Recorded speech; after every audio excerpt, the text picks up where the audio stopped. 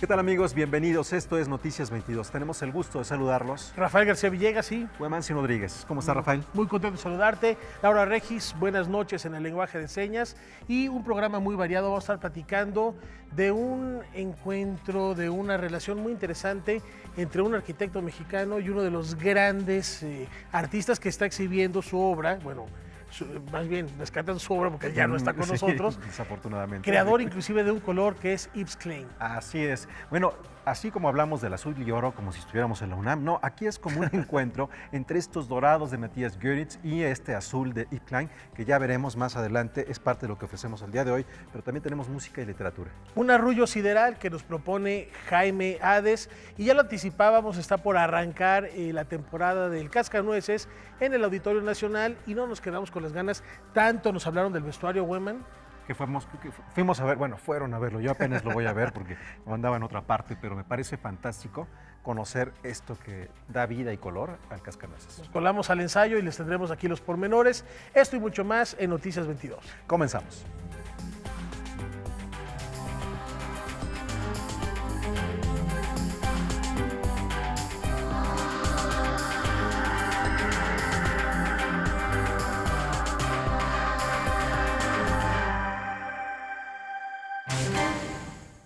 Arrancamos con el Museo de Arte Carrillo Gil, que cierra en 2017, este año con una exposición que rinde tributo a Enrique Echeverría. El artista de la ruptura que gozó de ojos plásticos y una mirada universal.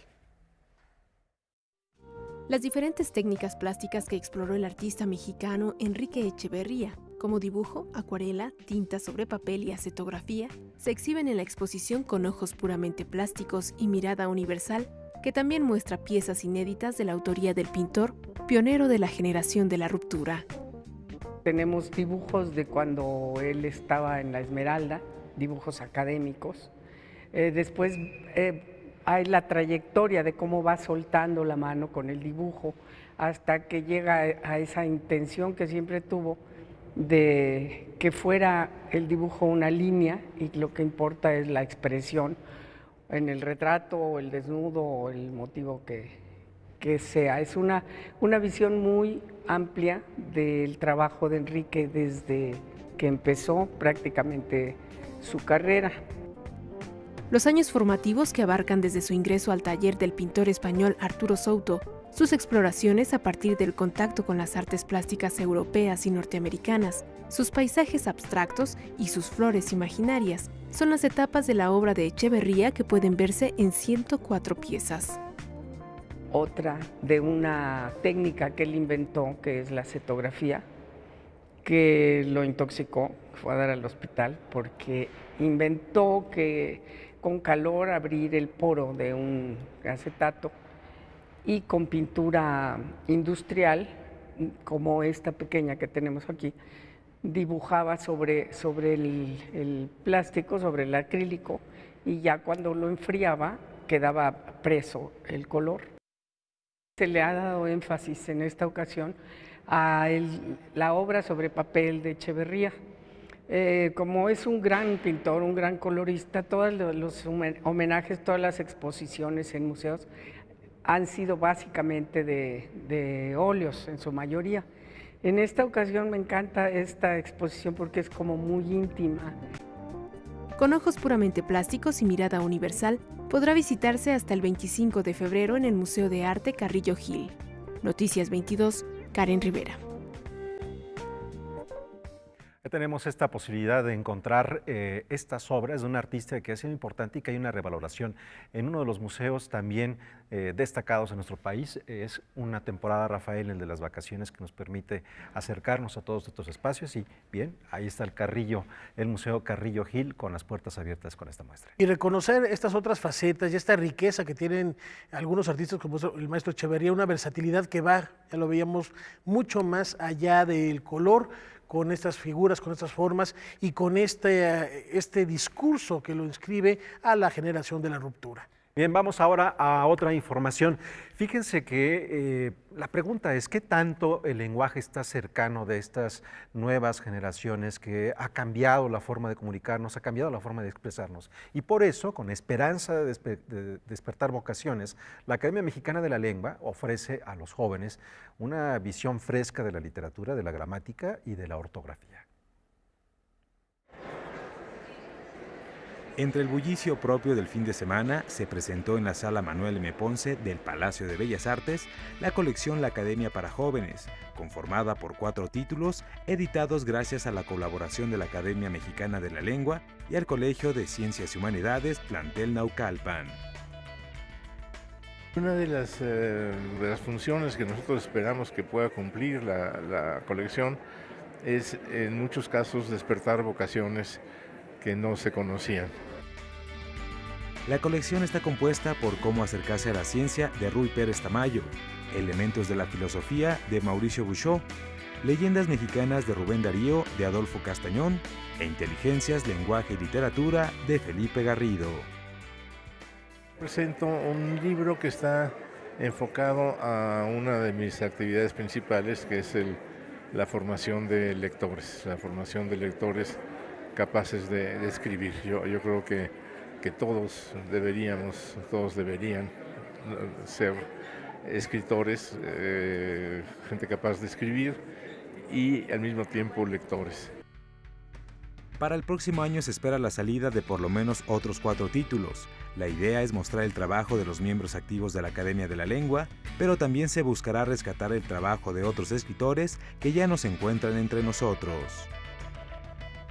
Entre autores que ya han muerto y los que estamos buscando material de Víctor Hugo Rascón Banda, por ejemplo, de Ignacio Padilla, y también de gente muerta mucho más tiempo atrás. Cada uno de estos tomos tiene un costo de 50 pesos. Noticias 22, Julio López. Bueno, con este precio no hay forma de decir no tengo para un libro. No, y vale la pena, considerando a los autores que están involucrados, y rescatar esta esencia de la Academia Mexicana de la Lengua para fomentar el amor por la literatura. Yo creo que es una gran oportunidad para acercarnos a los clásicos y a los contemporáneos, indiscutiblemente. Y recordar que la Academia Mexicana de la Lengua ha hecho un trabajo últimamente editorial bastante notable.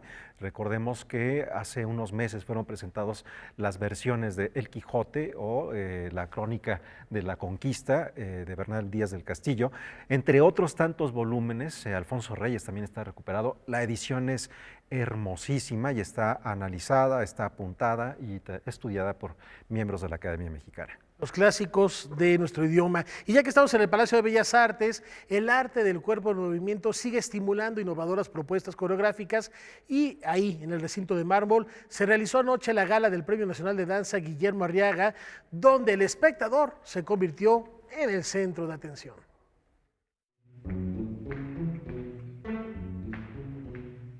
Por segunda ocasión, el Palacio de Bellas Artes fue sede de la gala del Premio Nacional de Danza Guillermo Arriaga, 36º concurso de creación coreográfica contemporánea INBAGUAM.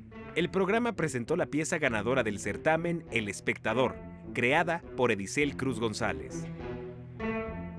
¿Cómo lo traduzco a la danza? Ahorita estoy en una búsqueda de utilizar el lenguaje cinematográfico, tratar de llevarlo a la escena. ¿Por qué el lenguaje cinematográfico?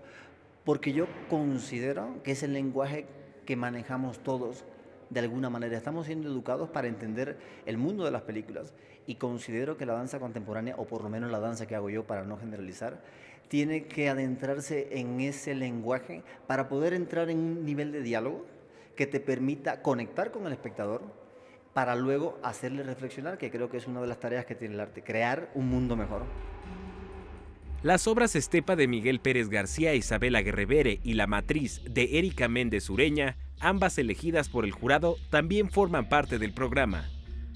Bueno, La Matriz es una obra que habla de la teoría de la sinergia, matriz de Matrix, la teoría de la sinergia de Jacobo Greenberg, que es un mexicano que estudió cómo el cerebro crea la realidad. Parece que lo secuestraron, no saben bien qué le pasó, porque descubrió muchas cosas.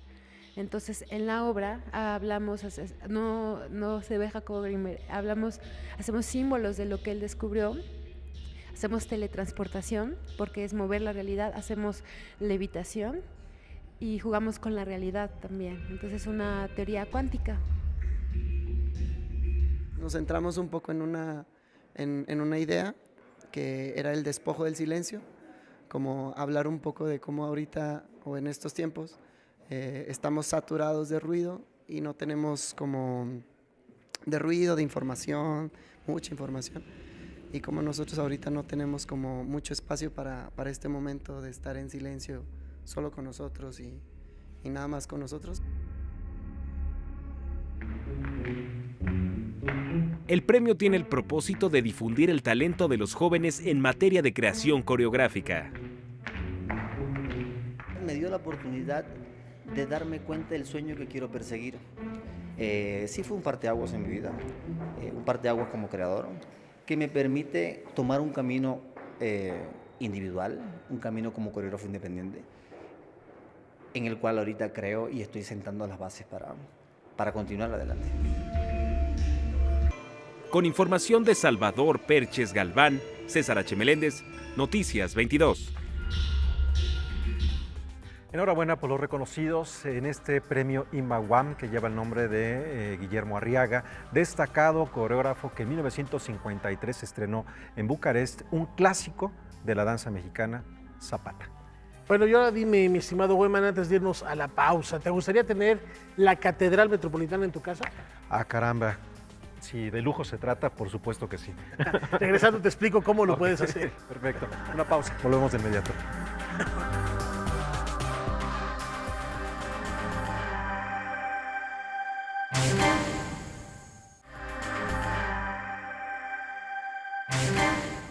Reza el dicho que nadie escarmienta en cabeza ajena. Veamos si le opina lo mismo el naturalista dedicado a las letras, Andrés Cotter-Yard. Cabeza ajena, de Andrés Cotter-Yard, se teje en 3 planos narrativos: el científico, el testimonial y el literario, para narrar las experiencias con las drogas, así como las del limbo entre la vida y la muerte. Como que parte un poco de la inquietud por explorar el terreno de las regiones alteradas de conciencia, básicamente desde 2 líneas, ¿no? Desde 2 dimensiones, que son las sustancias psicoactivas, o drogas, ¿no? Para usar un término más coloquial, y las experiencias cercanas a la muerte. En específico, algunos fenómenos que acontecen en algunas personas moribundas. Yo soy biólogo, entonces como que siempre yo he trabajado más en ensayo y más en el lado de la ciencia, sí. Pero aquí la idea era crear una ficción sustentada en la ciencia, una ficción científica. Esas 3 líneas que mencionas, sí son como el eje dramático, ¿no? La serie de acontecimientos que le pasan a los personajes mientras experimentan con diversas sustancias. Sí. Luego está como una dimensión documental, que son las experiencias cercanas a la muerte, que son testimonios de personas que han pasado por procesos de este tipo. Sí. Y luego hay como una cosa medio de manual de usuario, podría decirse así, de drogas, sí. Que es como una especie de estudio farmacobiológico de las drogas. Cabeza ajena, de Andrés Cotter-Yard, publicado por Editorial Mojo, se inscribe en la tradición de Oliver Sacks. Noticias 22, Irma Gallo. Bueno, mientras mirábamos estas imágenes, estábamos discutiendo a propósito de eso que decía Rafael, tener la Catedral Metropolitana dentro de casa. ¿Cómo está eso? Fíjate que lo resolviste muy bien, porque puede ser una pintura, puede ser un rompecabezas inclusive, pero no, aquí la oferta es tenerla una réplica en 3D. Ah, vaya, bueno, así ya cambia la cosa, una réplica, pero ¿bajo qué material? Bueno, si fuera la original, ¿cabe en tu casa o no? No, la original no, mi casa todavía es muy pequeña. no da ni el sagrario. Dimensiones. Pero aquí hay una propuesta para que, si a ustedes les interesa, ¿por qué no tenerla en casa y aprovechar para fomentar el talento de los artistas mexicanos? Ramón Mendoza Alvarado, carpintero de oficio y artesano de vocación, se dio a la tarea, entre trabajo y en sus tiempos libres, de realizar esta réplica de la Catedral Metropolitana. Tenía la intención de elaborar ese monumento. Había hecho una especie como de pues, un trabajo similar, pero medio, nada más como hobby. Y ya posteriormente tomé la decisión de hacerlo ya en un poquito más laborioso. El proceso, que le llevó más de 2 años, le exigió visitar periódicamente la catedral para completar los detalles. Primeramente llegué a las madererías, empecé a hacer la selección, ya posteriormente empecé el ensamble. El ensamble me basé a una fotografía y al tamaño, en el cual la fotografía la amplié, empecé a sacar copias y sobre eso empecé a elaborarla. Cuando realmente ya no podía, por medio de la fotografía, iba a hacer visitas físicamente, en las cuales con una cámara hacía la pieza que yo requería, la hacía en forma individual. Algunas piezas las trabajó por separado para luego ensamblarlas. Por ejemplo, en este caso fueron los santos, el águila, las copas fueron empotradas, fueron empotradas las campanas. Don Ramón espera encontrar el apoyo para poder dedicarse de tiempo completo a este arte y ya tiene la mira puesta en otro edificio histórico. Hay un edificio que me gusta pero mucho, es la Telégrafos, Correos, ese me gusta mucho. Me gustaría iniciar con ese tipo de trabajo. Óscar Helguera, Noticias 22. Bueno, ahí tienen ustedes la invitación no solamente a conocer este trabajo que hace este artesano de gran detalle, sino también acercarse y tal vez, ¿por qué no?, hacerle un encargo de algunos de los edificios bellos, predilectos. El arte de la miniatura es fabuloso y, dicho sea de paso, hay una exposición también buenísima sobre la colección de Carlos Monsiváis de miniaturas. Allá en el Museo del Estanquillo hay que darse una vuelta y, por supuesto, celebrar esto que lo comentábamos, Güeman, mientras veíamos la nota. Fue una tradición durante mucho tiempo en el México pasado recrear, replicar estos edificios, y ahí está pues un ejemplo de cómo se mantiene viva esta tradición y con el esmero y el cariño que se le pone a una obra de estas dimensiones. Vaya, nuestro reconocimiento. Así es, gran detalle. Gran detalle. Bueno, vamos a lo que anunciamos al inicio de este programa, Rafael, el vestuario. El vestuario, que es lo que tanto están anunciando en esta reposición del Cascanueces en el Auditorio Nacional con la Compañía Nacional de Danza. Platicamos aquí ya con el escenógrafo, el maestro Villegas, que nos hablaba de un huevo de Fabergé gigante y un árbol de Navidad también. Pero el vestuario está realizado por las hijas de Gabriel Figueroa.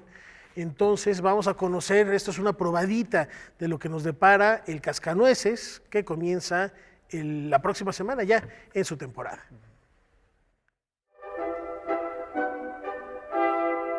Clara Drosselmeyer y el Rey Ratón ya se preparan para su primera presentación de la temporada 37 de El Cascanueces en el Auditorio Nacional. Entre zapatillas, pedazos de tela, pelucas, caballos de madera y maquillaje, los integrantes de la Compañía Nacional de Danza ensayan durante más de 4 horas al día. Todo lo que es producción, es escenografía, utilería, vestuario, el diseño de la iluminación, todo va a ser nuevo. Se están ocupando cosas, elementos que hace 20 años no existían. Ahora va a haber luces LED. Hace 20 años existían luces de par 64 con luz convencional. Ahora va a haber luces robóticas. Son más de 300 trajes, todo se hizo nuevo, con materiales muy diversos. Tenemos muchísimas texturas, muchísimos colores, muchísimas formas. Estamos usando una tela plisada que se mandó a plisar especialmente para este traje, para que diera el efecto de Aladino. Usamos también un tipo gamuza, un buen forro para que tuviera el peso que se necesita y pues estamos armándolo. Más de 200 metros cuadrados de tela, 2.000 metros de tul, 60 pares de zapatos, 180 zapatillas y 100 objetos de utilería. El espectáculo, inspirado en el cuento de Ernst Theodor Amadeus Hoffmann, que utiliza música compuesta por Tchaikovsky, también estrenará maquillaje.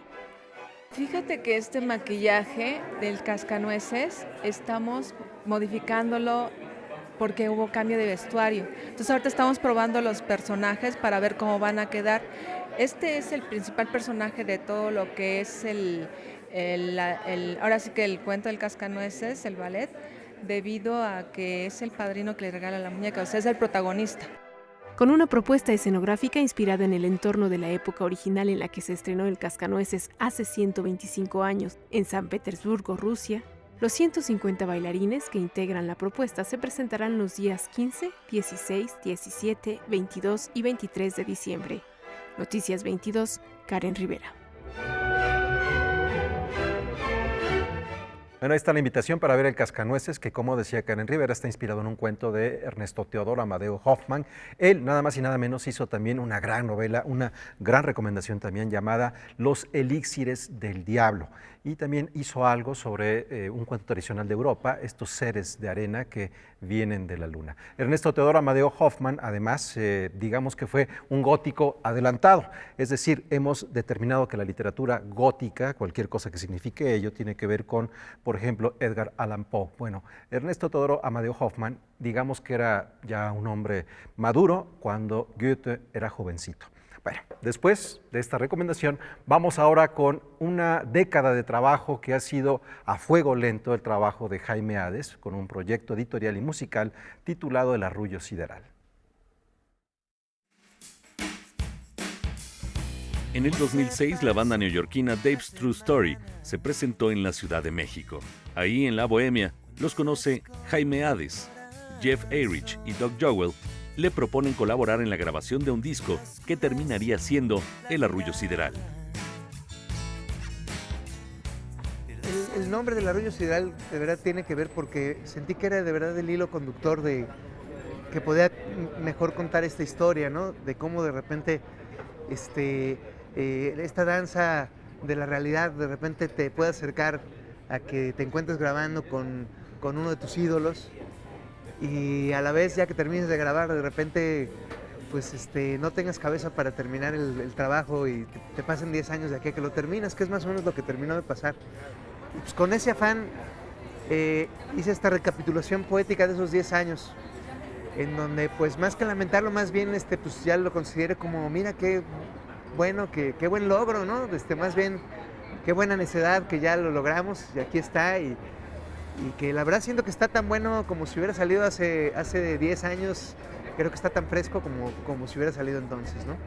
Ya terminado el álbum, todavía esperó un poco más para que tuviera el aspecto deseado y así regalarnos este libro que cobija el disco. Mis aguas se revuelcan con arenas de otros ríos y la sal de hoy me sabe a tempestad. Los artistas que grabamos, no creo que estemos muy contentos con la expresión que tiene ahorita nuestra unidad de venta, que haya llegado de verdad esta expresión que está ahí en Spotify o en Apple Music o en YouTube, así de un botonzazo y se acabó.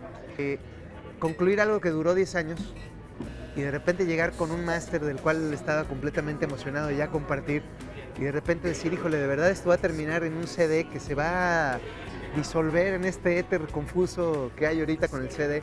Me aguanté un año más en hacer este libro sonoro porque llegué a la conclusión de que valía la pena recobrar ese viejo ritual de escuchar vinilos, como lo digo ahí, ¿no? Y esta es una presentación apenas digna para no solo el mío, sino mucho arte que conozco por ahí, de gente que está grabando cosas preciosas y que de verdad ya se le ha vuelto una mercancía muy volátil, ¿no? Muy superficial en este panorama nuevo, ¿no? En este libro, con ilustraciones de Jurek Somaskin, Jaime nos cuenta la historia del disco y la de su viaje sideral. Es la primera vez que me aventuro a escribir un libro como tal, no sé si había escrito artículos y demás, canciones evidentemente.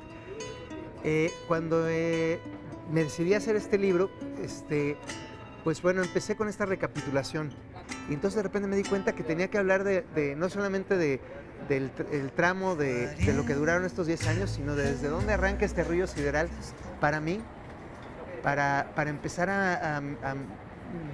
ahora sí que darme la mordida y meterme el virus de la canción que pues me ha encantado toda mi vida, ¿no? Vas en bicicleta y Óscar vas, Helguera, Noticias 22. pegas la carrera. Bien, con este arrullo sideral, Rafael, Nos vamos a una pausa. Tenemos más aquí en Noticias 22.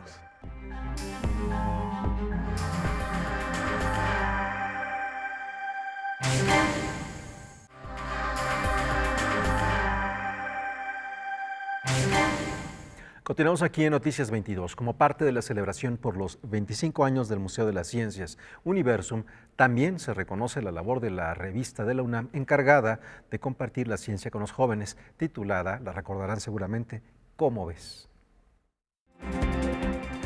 La revista Cómo ves, de la Dirección General de Divulgación de la Ciencia de la UNAM, cumplió 19 años de ser publicada mensualmente de manera ininterrumpida y lo conmemoró con una ceremonia como parte de los festejos del 25 aniversario del Museo de las Ciencias Universum.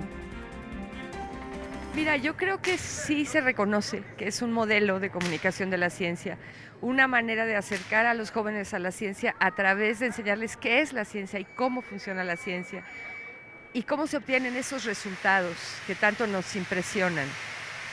Y es una manera también de fomentar el pensamiento crítico, que es tan importante en la vida cotidiana y en todos los órdenes.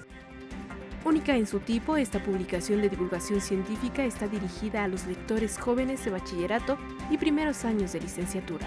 Su tiraje inicial de 10,000 ejemplares actualmente se multiplicó y ha recibido reconocimientos como el Premio Caniem 2007 al arte editorial.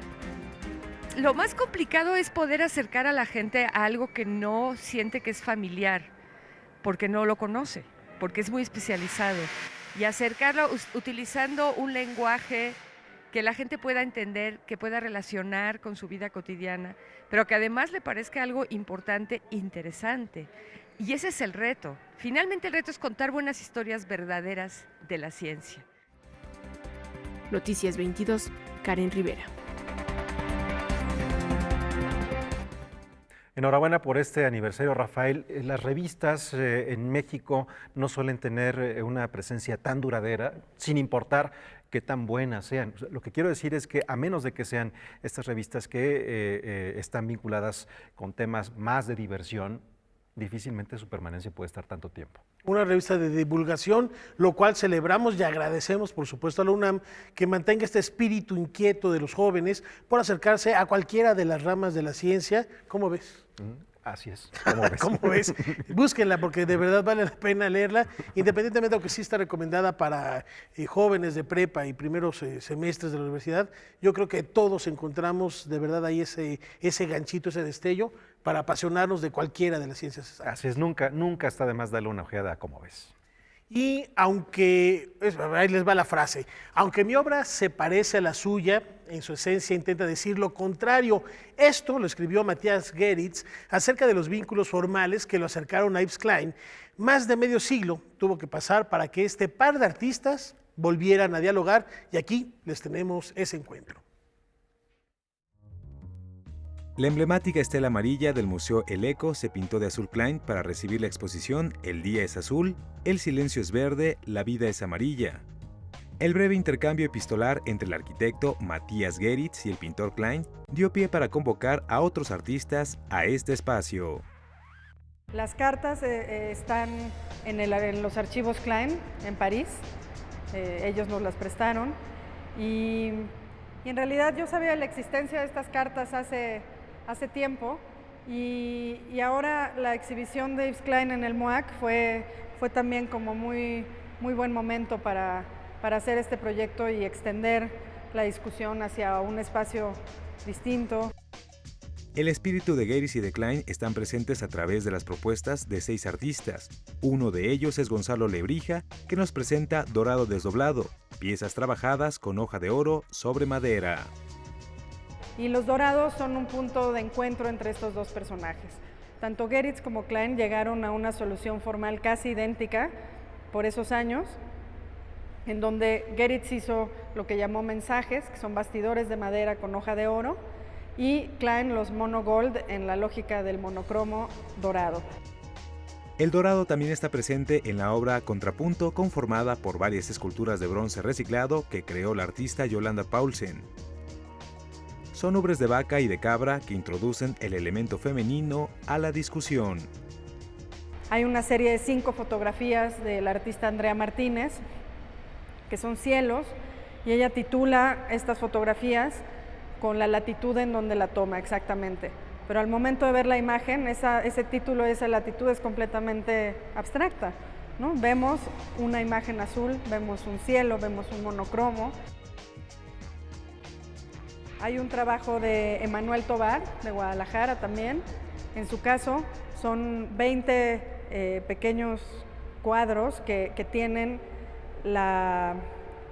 pintura desprendida de una escultura pública de Geritz que está en Guadalajara, que se llama El Pájaro de Fuego, y es esta suerte de acción casi vandálica, ¿no? De quitarle un pedacito, un cachito de pintura amarilla, regresar el amarillo a este lugar, ¿no? En donde no está temporalmente. La exposición la completa la obra Sonora Blue de Melanie Smith e Interior de Claudia Fernández, una serie de cuadros repartidos de manera estratégica y que muestran las diferentes posibilidades de apropiarse de un espacio. Noticias 22, Julio López. Bueno, muy emocionante esta exposición. Estamos en este programa haciendo ya al menos un par de invitaciones para que no deje pasar estos días de asueto sin visitar las grandes exposiciones que tenemos aquí en la Ciudad de México. En el caso de esta de Geritz y de Klein, son dos grandes personajes, Rafael, y Geritz también recordar que fue un colaborador de otros grandes artistas, como es el caso de Luis Barragán, arquitecto. No, y la importancia de deslindarse, porque finalmente cuando empieza a expandirse una corriente artística en cualquier país, en cualquier época, viene esta inevitable comparación. Entonces hemos platicado de Picasso y Rivera con la famosa anécdota del dedazo al óleo, y aquí pues también Geritz de alguna manera se desmarca y dice, a ver, sí son cosas que se pueden parecer, pero queremos decir lo opuesto. En el MAC continúa la exposición de Yves Klein, la de este gran artista, donde están sus azules exhibidos, y que también vamos a tenerles, a propósito de esto, un programa especial de Noticias 22, pero aquí está la contestación y este equilibrio, esta balanza fundamental también para entender lo que pasaba a principios del siglo XX en las artes plásticas. Así es, y si quieren conocer también parte del trabajo de Matías Geritz, fundamental, que ha hecho con Luis Barragán, váyanse al centro de Tlalpan, ahí está el convento de las Capuchinas, y van a ver un retablo maravilloso. No es nada más que un cuadro de oro al que la luz del sol le da por la mañana e ilumina todo el interior. Fantástico. Bueno, con estas luminarias y luminosas situaciones, Rafael, podemos darle la vuelta al mundo, ¿no? Sin problema alguno, vamos.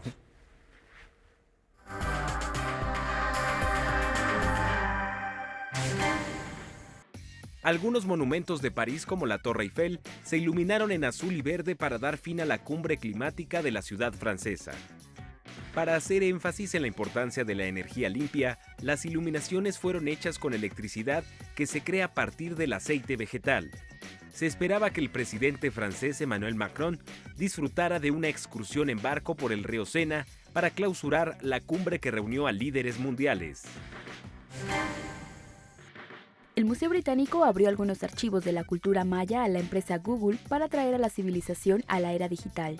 El proyecto Google Maya contempla un extenso archivo con piezas de arte en realidad aumentada y monolitos impresos en tercera dimensión.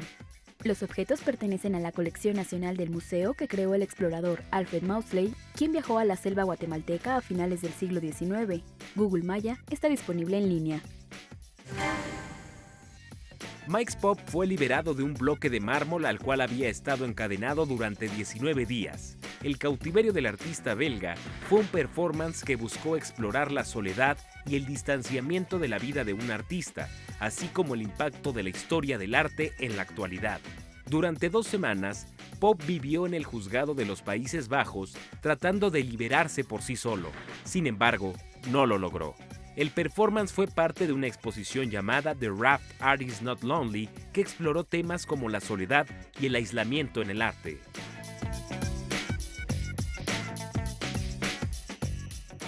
Bueno, qué acción. Habría que encadenar a otros también pero guardarles la llave de plano. En fin. Bueno, es tiempo de hacer una pausa. Quédese con nosotros. Al regresar tenemos más información.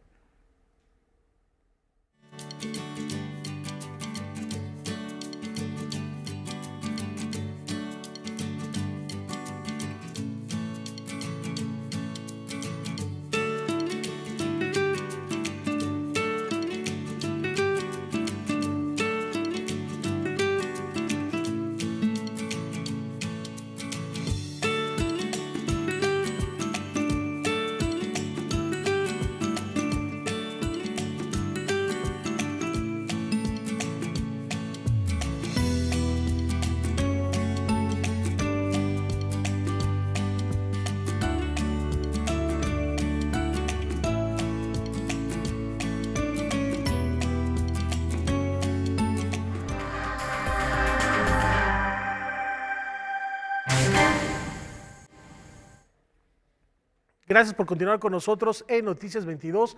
Y ahora les vamos a platicar de una de nuestras editoriales consentidas, porque de verdad ha sido un trabajo, ya superan la década. Cuando la fundaron dijeron, si esto no funciona en un año, nos aventamos del último piso de las oficinas.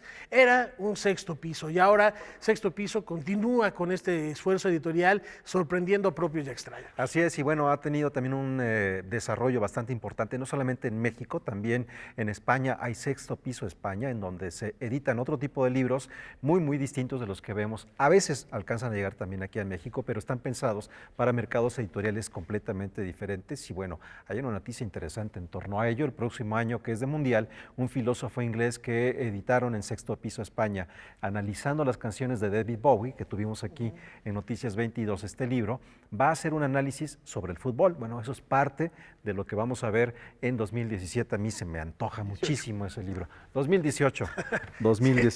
Es difícil cambiar en esta época del año el cassette. Pero bueno, ya apostaron por la poesía, ya apostaron, por supuesto, por el ensayo, por la narrativa, por la novela gráfica, y ahora buscan conquistar a los más pequeños de casa con una pregunta fundamental.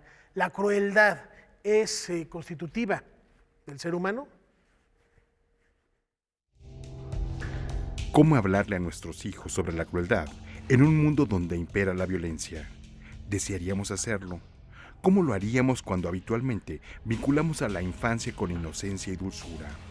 Un proyecto editorial que se ha gestado a lo largo de varios años y por diversas vías lleva a la creación de un libro que se asemeja incluso a un juego de mesa y el cual reivindica la capacidad de reflexión filosófica de los infantes en torno a la crueldad, a la vez que conserva una perspectiva lúdica. Mundo Cruel es una caja libro con 18 láminas y 100 preguntas que le permiten a los participantes elaborar sus propios escenarios. Es un libro-juego que investiga y busca hacernos pensar desde el asombro sobre un tema especialmente complejo, pero también muy cotidiano, que es la crueldad. Es un libro que está hecho a partir de escenas, con imágenes, que funcionan como pues pequeños ejemplos que detonan la curiosidad y a través del cual se incita el diálogo filosófico, ya sea con lectores en casa o en ámbitos educativos o familiares. El proyecto busca alejarse de una concepción rígida y académica de la filosofía y plantea una filosofía visual, la cual apela a la capacidad de los chicos para leer imágenes y plantearse preguntas como ¿pueden los extraterrestres tener humanos en jaulas? ¿Es cruel obligar a alguien a bañarse? ¿Qué te haría sentir más culpable? ¿Matar a un perro o a una hormiga? Tardamos casi 2 años en llegar a pensar en todos los aspectos, tanto del contenido como de cómo disponerlo. Pues nos tardó 2 años, entre que hicimos muchas pruebas, hicimos talleres con niños para probar las escenas, fuimos a Bolonia, a la feria de Bolonia, y consultamos con editores y con otras personas, porque bueno, tiene un formato bastante atípico, entonces queríamos afinar bastante. Mundo Cruel cuenta con la participación de la filósofa Hélène Dutty. Este proyecto es el primero de 3 que ya ha realizado el equipo de Wonder Ponder y también es el primero que llega a nuestro país desde España. Es muy sólido porque surge de la práctica, ¿no? En realidad no se enmarca sobre alguna teoría o alguna corriente específica, sino que surge realmente de talleres con niños. No nos propusimos hacer un libro para hablar de crueldad, sino que más bien en un contexto específico diseñamos un material para resolver un problema que funcionó muy bien. Entonces, en ese sentido, ¿cuál es la idea? Pues que las imágenes sean, sobre todo, a través de donde nos llega la pregunta, que sea algo intuitivo, que sea algo al alcance de los niños. Mundo Cruel aparece en México bajo el sello 6º piso. Noticias 22, Víctor Gaspar. Un temazo, porque es una reflexión que se ha planteado desde el punto de vista social, psicológico, filosófico también. Filosófico, por supuesto. Nacemos, nos hacemos, cuánto influye el entorno, cuánto influye lo que consumimos en los distintos medios, desde los libros hasta la televisión, los videojuegos, qué está pasando y sobre todo a temprana edad. Pero lo veíamos en la nota, esta crueldad que presentan muchos niños a pesar de crecer en un entorno favorable, protegido.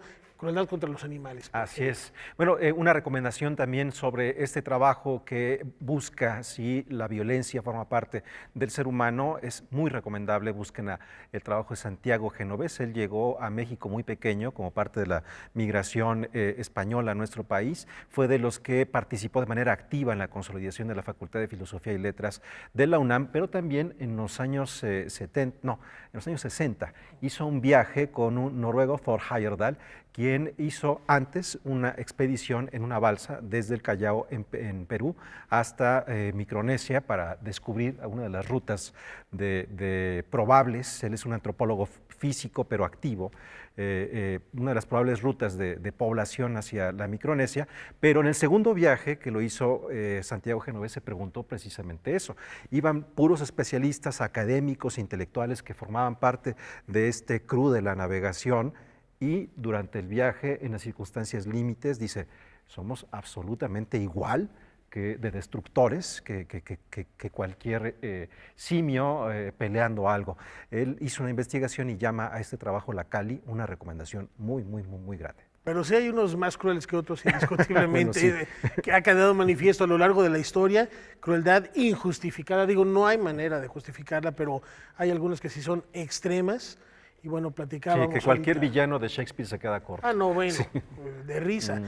Y bueno, coincidencia o no, pero ahora vamos a hablar de Donald Trump, quien el pasado miércoles anunció que van a mover la embajada de los Estados Unidos a Jerusalén, reconociéndola así como capital oficial de Israel. Y con esto, bueno, se violaron leyes internacionales y se echó por la borda años de esfuerzos para alcanzar la paz. Vamos a conocer, o más si tuve la oportunidad de platicar con un especialista a propósito de las repercusiones que puede tener esta declaración de Donald Trump.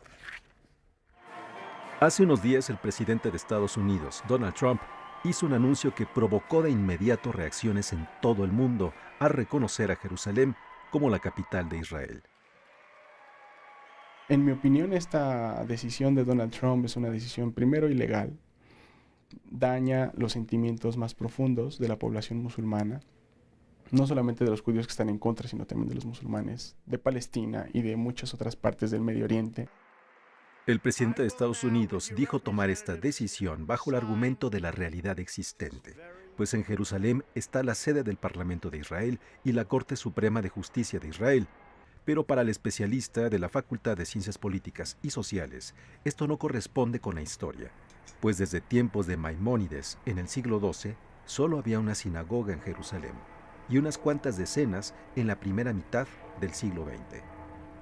Es una decisión que va en contra de los acuerdos de Ginebra, de la resolución 478 de las Naciones Unidas, porque aparte de que es ilegal, es ilegítimo. Países, por ejemplo, solamente como República Checa, se han más o menos adherido a esta situación, en tanto más de 100 países han rechazado la propuesta. Esta decisión de Trump ha provocado protestas en Stuttgart, Dinamarca o Londres, así como en las capitales más importantes de Medio Oriente como Doha, Islamabad y hasta el Cairo. La postura del gobierno mexicano, por ejemplo, sentó un precedente en decir que no iba a trasladar la embajada de México a esta supuesta capital en Jerusalén y que iba a mantener su representación en Tel Aviv. Así, el llamamiento, por ejemplo, de gobiernos como el de Francia, están también llamando a una reconsideración de esto. Por lo tanto, yo pienso que no va a pasar, aunque va a haber un impulso mediático muy fuerte para que eso ocurra. Miren, por ejemplo, si ahora buscamos en Google Jerusalén, es increíble, pero ya sale en Google, en inglés, en español, que Jerusalén es la capital de Israel. Pero esta decisión no corresponde a los deseos de la comunidad judía al interior de Estados Unidos, como lo demuestran encuestas que la comunidad judía estadounidense ha hecho desde hace años. Donald Trump no ha tenido ninguna política acertada, exitosa, al interior de Estados Unidos. Ha tenido muchísimo debate, sobre todo por las investigaciones que se le hacen por una presunta injerencia extranjera en las elecciones donde él resultó ganador.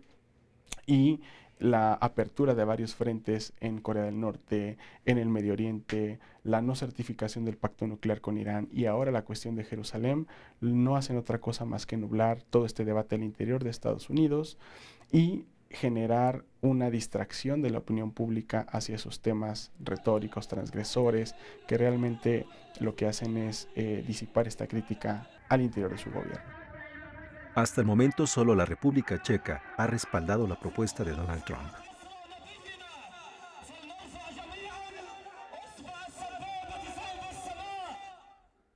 Bueno, ha sido una decisión verdaderamente que ha enfrentado ya en estos días prácticamente desde el primer momento a diferentes personas en Medio Oriente. Rafael, amigos de Noticias 22, y también es importante hacer algunas consideraciones en torno a esta propuesta de Donald Trump. Mover una embajada de las características que tienen las embajadas estadounidenses, que son verdaderamente grandes y complejas, no solamente en su construcción, sino también en todo su diseño de acción, no se puede hacer en unos cuantos meses. Y por otro lado, al asumir, si los países del mundo asumieran a Jerusalén como la capital de Israel, tendrían que también mover sus embajadas, cosa que se antoja bastante difícil.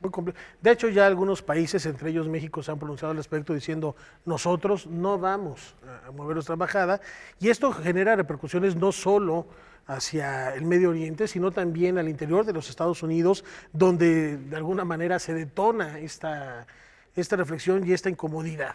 Así es. Bueno, y si están interesados en conocer, a propósito de estas encuestas a las que se hace referencia en la nota, hay un artículo muy interesante en Deutsche Welle, en online, en donde se hace un recuento de la forma en la que los judíos de Estados Unidos a lo largo de los años han hecho varias preguntas entre la comunidad, no solamente en el caso de Jerusalén como capital, sino cuáles serían las circunstancias, bajo qué dinámicas. Es impresionante porque muchos son de voces profundamente críticas, más allá de lo que hemos llegado a escuchar tanto en el gobierno de Israel como en el gobierno de Estados Unidos. Y también hay que estar conscientes en esto que se ha denominado el concierto de naciones, porque no es lo mismo la globalización, el mundo que vivimos hoy, que el mundo que le tocó vivir a Yasser Arafat, por mencionar a alguien, que es muy contrastante y muy distinta a cualquier tipo de declaración que se pueda hacer hoy en el siglo XXI, en 2017, a lo que se pudo haber hecho en 1992. Un dato interesante sobre lo que mencionas: Hamas ha hecho un llamado a una nueva intifada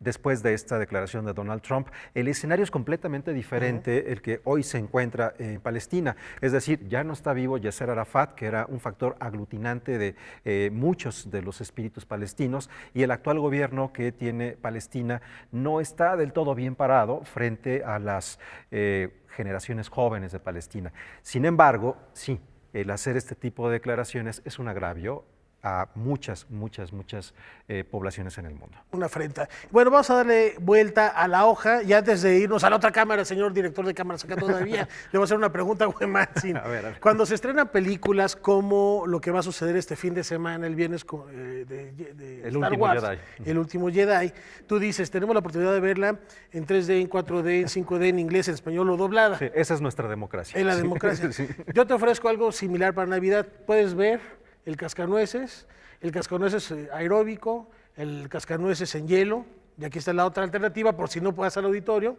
tenemos la del hielo. A ver, ¿cuál?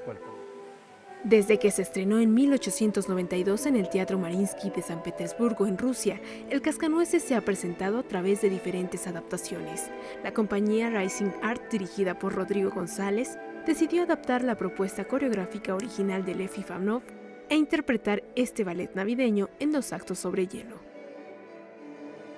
Pues es una propuesta con danza contemporánea, que además se combina con el patinaje artístico, que creemos que es una muy buena apuesta por ofrecer una diferente versión del Cascanueces, renovada y muy acorde con un contexto, digamos, más actual. Sí creemos que llevar al público y la escena a espacios no convencionales pues genera una experiencia, ¿no? Y tú lo viste a la hora que entraste aquí a la pista, te cambia la atmósfera, el ambiente, la sensación de que llegó la Navidad, ¿no? Y con esta partitura extraordinaria de Tchaikovsky, este cascanueces que cobra vida y lo van a ver el público que nos acompañe. Además de los códigos contemporáneos propios de la danza contemporánea como un arte escénica, es un cascanueces urbano. Eso es muy interesante. No sé si es un cascanueces que haga hip hop, pero sí es un cascanueces que hace popping, que hace locking, que desarticula. A veces nos diera también la impresión de que podría estar en un contexto en las calles, como que quisimos darle ese aspecto de conexión con el público. 17 bailarines en escena interpretarán esta historia de fantasía, sueños infantiles, dulces y magia en la pista de hielo San Jerónimo al sur de la Ciudad de México. Cascanueces Danza sobre Hielo se presentará del 16 de diciembre al 7 de enero. Estaremos los viernes a las 8:30 de la noche, los sábados a las 11 de la mañana y 8:30 de la noche y los domingos a las 11 de la mañana.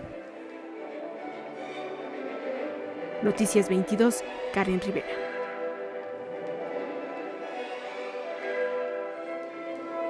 Bueno, una opción más para ver el cascanueces. Y para despedirnos de Piotr Ilyich Tchaikovsky, no, para despedirnos, celebramos los 77 años de la gran cantante Dionne Warwick, que se inscribe al género del blues, del jazz, y bueno, la celebramos con este recuerdo. Así es, ella tuvo un gran éxito radial, I Don't Want to Love Him, algo así, no recuerdo muy bien el título de la canción, pero creo que es algo así, ¿no? Y todavía se continúa presentando a los 77 años con gran éxito, por supuesto cosechando a la crítica y al público en el gusto y la memoria. Con esto nos despedimos, la cita queda hecha para mañana en el horario de costumbre, Noticias 22. Huevan, muchas gracias. Buenas noches.